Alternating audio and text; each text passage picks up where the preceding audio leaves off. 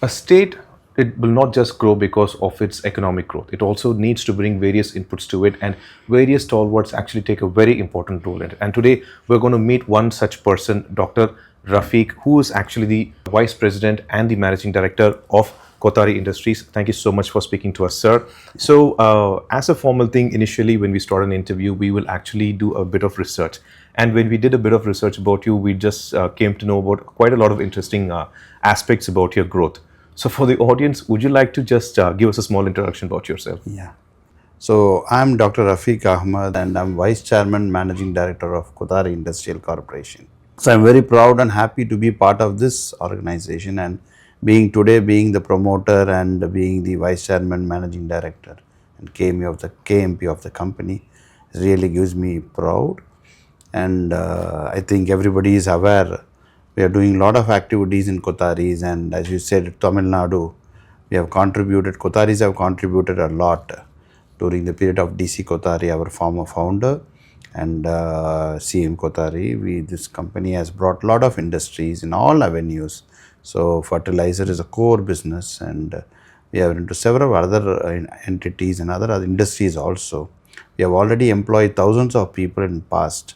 And after me coming in, now we are diversifying in a lot of other activities. I also came to know that one of your the way you differ from other companies and the way you actually handle companies is that you actually promote entrepreneurs and provide opportunities to freshers. Any particular reason behind that?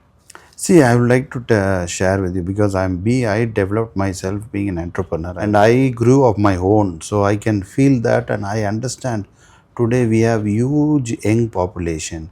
Indian people are very aggressive, very smart, very hardworking and understandable people. And I feel this generation and very important you should understand today the entire world is looking into India. And India has its youth population, huge population of below 35 is up to 60% people are there. So we are the world. So entire global market is looking into India. So this is the right time. People should not worry about the future, should not think that it will be a challenge, should not be an hurdle in themselves.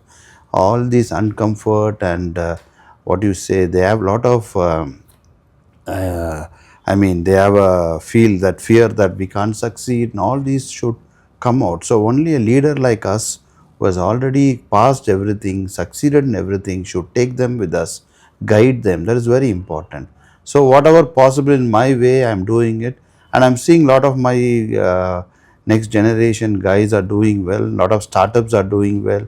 We are investing, supporting, guiding a lot of startups, especially a lot of women. See, women in Tamil Nadu, women employment would be only in cities and around cities. Now I bought a factory in the most backward area of Tamil Nadu which doesn't have a factory. This is the first factory which gives more employment factory, which is even using an American brand. So people today are women who have never seen a factory working for a Crocs, wearing a uniform for Crocs and saying I'm working for an American company with an 100 years old corporate and taking money home when she is self-sufficient without depending anyone, a woman, and the money which she earns, it goes to the family. It's all satisfaction. So even that women, they get empowered. So for example, that is not only in footwear.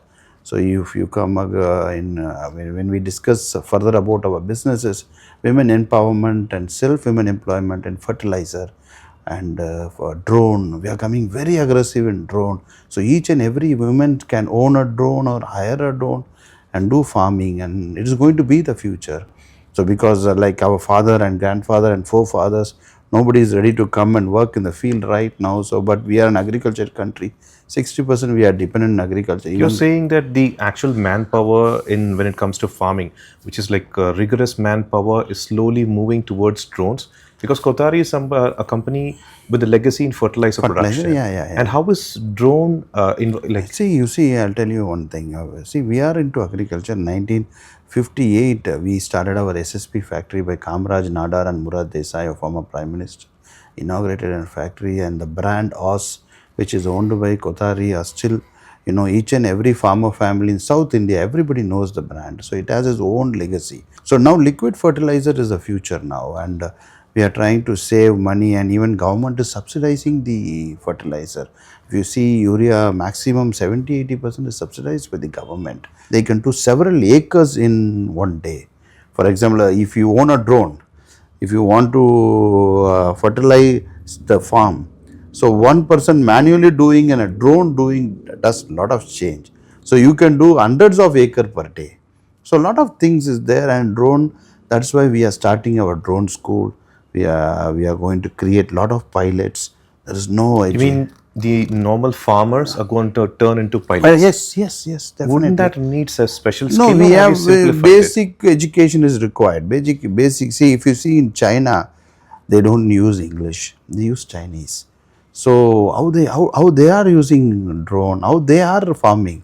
Recently, you also started this artificial intelligence drone, also using Tamil Yeah. Nadu police. What is No, exactly it happening there? is really, I want to tell you, it's the first drone police station in India.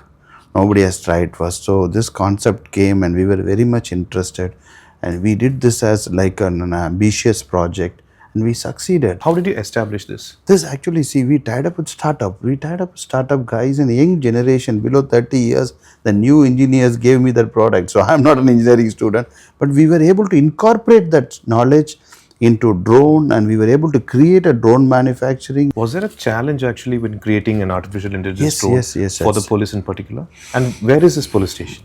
It is in Besant Nagar in Chennai, in Adayar. Challenge is the first time we are trying to do a drone police station, first time in the country. When you want to do in launch something first time in the country, automatically you will not know the experiences. So it took time. And how much interest is Tamil Nadu government showing in this? It's a common. It's a good initiative by our present DGP Sankarji. Shankar Jiwal sir has supported this, and his dream project is that it came true, and I think really he likes very much, and they're using it now wherever crowd, any festival, any New Year crowd, Christmas crowd, anything, they use these drones. And also recently, Kothari Industries is in the news once again for something to do with Qatar. Yeah. How did you make that happen?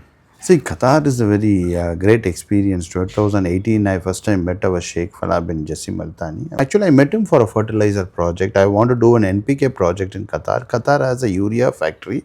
During the process of urea, there is a surplus of ammonia. So, using that ammonia, Qatar has surplus ammonia. So, I thought I'll do a DAP, diammonium phosphate, or an NPK to India, which will help us for a long time, because India was having a challenge in fertilizer purchase. The relationship built very well, and this part they had a wrong opinion about India.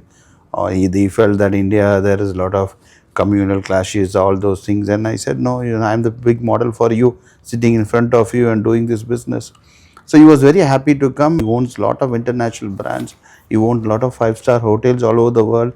He owns the major towers in London and Paris, and he owns the big football team. So such a big person investing in Tamil Nadu and coming into Kothari is a proud to Kotharis, and especially proud to Tamil Nadu. I have brought in an investor who is physically rich, and the 10% stake what he is taking in KSL is to show that he is coming part of the company, and this collaboration will give more value, and Tamil Nadu will have a very huge investment by this investment, because he will give more confidence to the institutional investors and country investment as well. That was what I was going to ask you, because earlier you said that you were able to bring an American company to a remote place in Tamil Nadu. That is quite inspiring. So, do you have any future plans like this for this? See, I will tell you, that is a Taiwanese manufacturing company. The brand is Crocs. Already they are manufacturing for American brand, and they are now we are bringing a very big brand. And January the announcement will come. We are starting the construction of second factory, and this particular factory will give an employment of 13,000 women, and the next factory will give an employment of 23,000 women. And this factory was completed in 1 year. I still remember November 28th I did the foundation stone, and the day I did the foundation stone, the guy from the brand said me, no, it is not possible in India, it will take 3-4 years. And I told him, next November 20th you will have the first shoe. And he was surprised to see the shoe with an autograph of the chief minister. See, footwear gives more employment. Footwear is a place where you can give a lot of employment. Women employment, 90% women employment. Women employment gives very big value. It is not like it's something. Women are very important for the family and everything. The money what they spend it goes to the children's health and education. So definitely it will turn back the district, the Perambalur district. And I will tell you something, we are also doing something what you call Atmanirbhar. See, our Prime Minister's dream, Make in India. There is no component in India for footwear. So components are 100% imported from China. So I'm creating a component cluster in Perambalur with 240 acres, and almost everything is over. 20 component manufacturers have signed with me, and it is going to come very soon. So if you see down the lane another 2-3 years, the component cluster will be available, and Indian people no need to depend on China for the raw material. They will get the raw material in India, not only for my factory. I'm talking about entire footwear manufacturing in the country. So we will have a very big growth, and we will try to create the gap which is left, because China is doing 58% in footwear manufacturing. China and Vietnam is having major control in the world, and India is only doing 7%. Now I'm sure at least 25% footwear production would be shipped to India, and this component manufacture cluster can be taken to northern part of India and other parts of India which would support the footwear manufacturing. Well, thank you so much for speaking to us, sir. This only means that there is an interesting future for India across this nation. Women empowerment is incorporated when it comes to bringing investments and creating infrastructure. Daniel, Pramod Madhav for Today.